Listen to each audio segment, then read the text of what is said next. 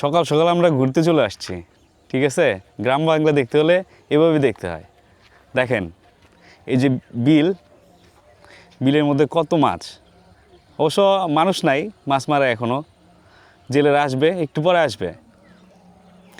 আর এই দেখেন আমাদের গ্রুপ, এরা একজনের ভিডিওতে ব্যস্ত।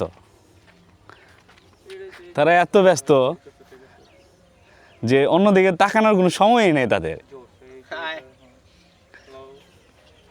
এই দেখেন, এই যে এ হলো ফেসবুক ব্লগার, ঠিক আছে।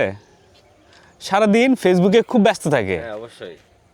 এত পরিমাণ ব্যস্ত যে মনে করেন আশেপাশে কি কথা বলতেছে কি বলতেছে না তার কোনো ধ্যান নাই, শুধু মোবাইলে chatting, like comments, live video, just এইগুলা।